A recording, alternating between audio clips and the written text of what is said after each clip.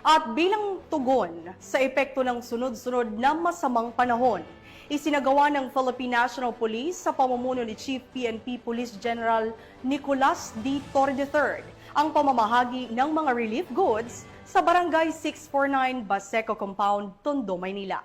Yan ang balitang hatid ni Patrolwoman Maria Sara Bernales.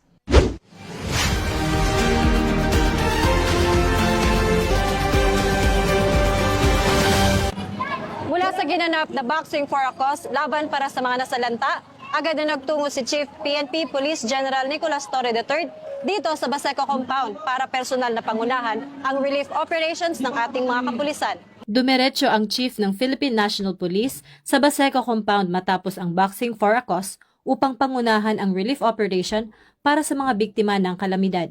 Bagamat hindi natuloy ang inaabangang laban sa boxing event, sinigurado naman ni Police General Torre na may pagpapatuloy ang adhikain nitong makapagbigay tulong sa mga nangangailangan. Sa Baseco, daang-daang residente ang tumanggap ng food packs at iba pang pangunahing pangangailangan mula sa PNP. Kasama ang ilang police personnel at community volunteers, sinigurado ng pamunuan ng PNP na makakarating ang ayuda sa mga higit na nangangailangan.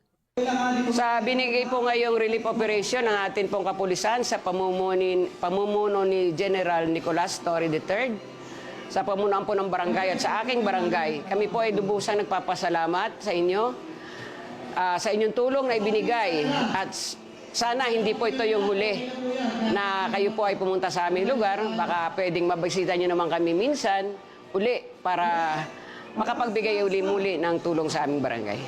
Maraming salamat po sa bigay niya sa kuna ngayon namin. Maraming salamat po sa PNP sa tulong na binigay sa amin, sa mga binaha po. Yun lang po, maraming salamat. Ang relief operation sa Baseco ay bahagi ng mas pinalawak na pagtugon ng PNP sa mga lugar na labis na naapektuhan ng kamakailang mga kalamidad bilang bahagi ng kanilang misyon ng serbisyong may malasakit. Mula rito sa Baseco Compound, Manila, ako ang inyong Police News Network Correspondent, Patrolwoman Bernales. Alagad ng batas, tagataguyod ng Balitang Pulis.